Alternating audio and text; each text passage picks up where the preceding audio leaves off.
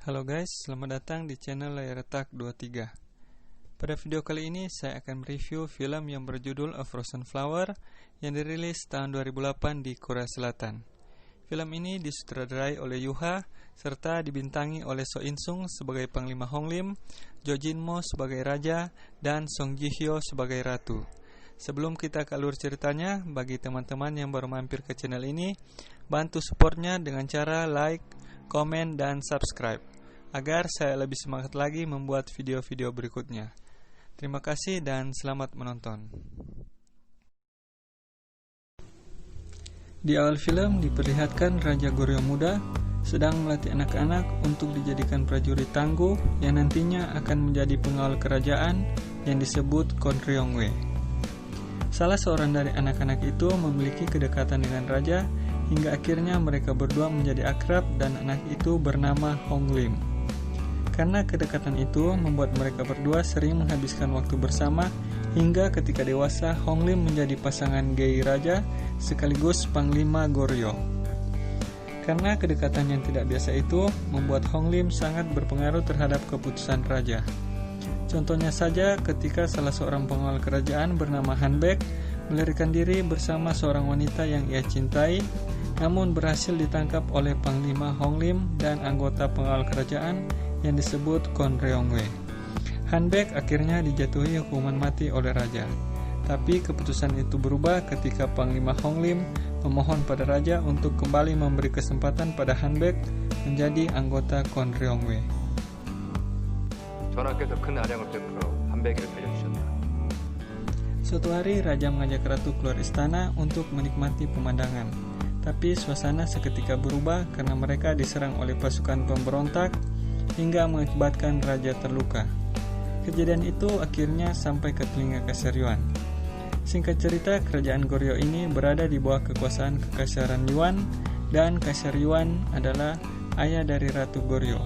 Oleh karena itu, Kaisar Yuan datang untuk menjenguk menantunya sekaligus menyampaikan keputusan Kaisar Yuan sebagai pemegang kekuasaan tertinggi.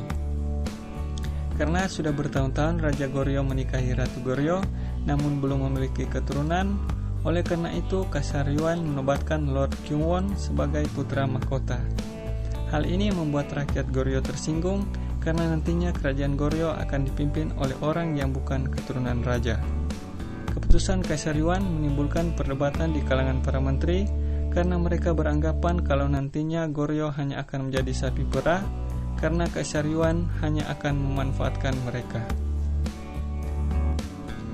Malam harinya ketika raja selesai berbagi kenikmatan dengan Panglima Honglim, raja mengatakan kalau mereka masih mempunyai pilihan, yaitu dengan memiliki keturunan. Di sini raja memerintahkan Panglima Hong untuk melayani ratu agar bisa memiliki keturunan. Karena raja tidak tertarik dengan lawan jenis, dia lebih menyukai terong Panglima Hong. Keesokan harinya raja memanggil ratu ke kamarnya dan mengatakan Panglima Hong akan melayaninya untuk mendapatkan keturunan. Sesaat ratu terlihat sedih dan kecewa dengan keputusan tersebut. Tapi karena hanya itu pilihannya, mereka pun melakukannya. Pada malam harinya, raja memerintahkan Panglima Hong pergi ke kamar ratu untuk melakukan tugasnya melayani ratu. Singkat cerita, Panglima Hong gagal melakukan tugasnya karena ia tidak tega melihat ratu yang hanya terdiam dan meneteskan air mata. Pagi harinya, raja berbincang dengan Panglima Hong dan menanyakan bagaimana tugasnya semalam. Karena Panglima Hong tidak bisa melakukannya, raja mengatakan bahwa dia masih memiliki 2 kesempatan lagi. Jadi, mereka harus memaksakan diri. Pada malam harinya, Panglima Hong kembali akan melakukan tugasnya, hingga akhirnya dia berhasil melakukan tugasnya untuk pertama kalinya yang ditandai dengan suara desahan dari ratu. Lalu malam berikutnya mereka berdua mulai menikmatinya, hingga suara desahan mereka berdua membuat raja penasaran dan pergi mengintip. Di sini raja terlihat cemburu dengan apa yang ia lihat.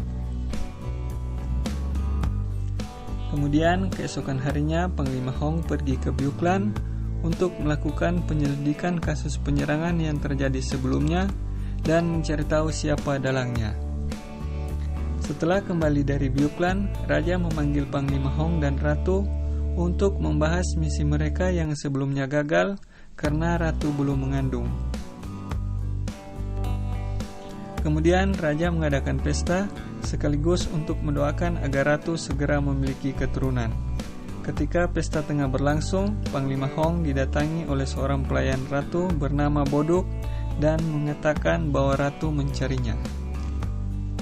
Kemudian Panglima Hong pergi menemui Ratu yang berada di perpustakaan istana dan mereka berdua melakukan misi penanaman benih tanpa sepengetahuan Raja.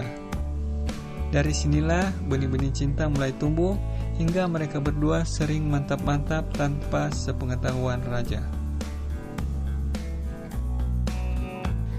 Di sisi lain, dari hasil penyelidikan prajurit kerajaan, mereka menemukan beberapa menteri yang terlibat dalam aksi pemberontakan itu dan ternyata salah satunya adalah Lord Tai'an. Dia adalah adik kandung dari Ratu. Kemudian para prajurit kerajaan melakukan pengintaian di tempat para pemberontak melakukan pertemuan. Setelah pertemuan selesai, para prajurit berhasil merebut lembaran kertas yang berisi pernyataan untuk menggulingkan Raja Goryeo. Kemudian mereka memberikannya pada Raja dan membuat Raja benar-benar marah melihat hal itu.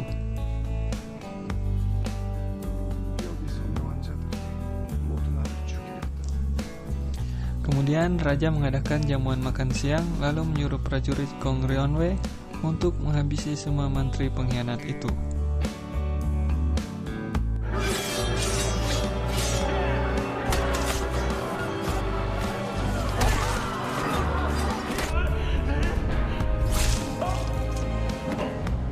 Setelah itu, Raja memberikan perintah kepada Panglima Hong untuk menghabisi Lord Tai'an bersama dengan semua keluarganya. Tapi karena cintanya pada Ratu, Panglima Hong tidak melakukan tugasnya sesuai perintah Raja. Di sini Panglima Hong melepaskan Lord Tai'an bersama dengan keluarganya, namun hal itu diketahui oleh wakil Panglima yang bernama Sung Ki dan langsung menghabisi Lord Tai'an tanpa sepengetahuan Panglima Hong, lalu membawa kepalanya ke hadapan Raja. Raja yang mulai curiga dengan hubungan Ratu dan Panglima Hong memanggil Ratu dan Panglima Hong ke ruangan kamarnya untuk membahas misi yang telah cukup lama tertunda. Tapi kali ini Raja tidak menjadikan Panglima Hong sebagai pasangan Ratu, melainkan dengan Sung Ki. Hal ini membuat Ratu benar-benar marah. Karena tidak terima dengan keputusan Raja, Ratu diam-diam menemui Panglima Hong dan mengajaknya untuk kabur ke Yuan. Namun Panglima Hong menolak ajakan Ratu hingga membuat Ratu putus asa dan mencoba bunuh diri, namun beruntung Ratu masih bisa diselamatkan. Sementara itu, Raja memerintahkan Panglima Hong pergi ke perbatasan agar bisa melupakan semua yang terjadi. Ratu yang mendengar hal itu kemudian menyuruh Boduk untuk memanggil Panglima Hong ke perpustakaan. Ratu berniat untuk mengucapkan perpisahan kepada Panglima Hong, namun berujung dengan mantap-mantap. Setelah itu, Raja yang tidak menemukan Panglima Hong di tempat tidurnya, kemudian ia pergi mencari Panglima Hong ke kamarnya, namun Panglima Hong tidak berada di sana. Raja lalu meminta Sung Ki untuk menunjukkan di mana tempat buku strategi perang berada. Karena Panglima Hong selalu beralasan pergi membaca buku itu saat dia tidak berada di istana. Dan ketika tiba di sana, Raja menemukan Panglima Hong sedang mantap-mantap dengan Ratu. Dengan penuh amarah, Raja memerintahkan Sung Ki untuk menghabiri Panglima Hong karena dia cemburu ketika Panglima Hong mengatakan kalau dia telah jatuh cinta pada Ratu. Setelah itu, Ratu jatuh sakit dan Panglima Hong dipenjara. Tapi di sini Ratu sudah mengandung pewaris tata kerajaan Goryeo. Karena Raja menginginkan anak itu, dia memerintahkan Sung Ki untuk menghabisi semua orang yang mengetahui hubungan Ratu dan Panglima Hong. Ratu yang sudah mengetahui rencana Raja, dia memerintahkan Boduk untuk menemui Han Baek dan memberikan surat kepada Panglima Hong dan mengatakan bahwa mereka akan bertemu di kuil Enjung. Setelah menerima perintah itu, Han Baek bergegas menuju penjara untuk menyelamatkan Panglima Hong dan membawanya ke kuil Enjung seperti yang diperintahkan oleh Ratu. tapi ternyata ratu tidak datang ke sana. Setelah keadaannya membaik, Panglima Hong memutuskan kembali ke istana untuk menjemput ratu. Tapi di tengah perjalanan dia berubah pikiran dan memutuskan untuk kembali ke kuil.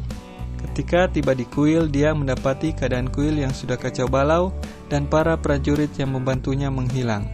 Tanpa pikir panjang, Panglima Hong segera bergegas kembali ke istana, dan betapa terkejutnya dia ketika tiba di depan istana. Dia mendapati orang-orang yang membantunya sudah dieksekusi oleh raja, termaksud Ratu Goryeo. Kemudian Panglima Hong masuk ke istana bersama dengan rombongan prajurit Goryeo yang baru kembali dari Yuan. Di dalam istana ternyata ratu masih hidup. Dia meminta kepada raja untuk menurunkan kepala yang berada di depan istana.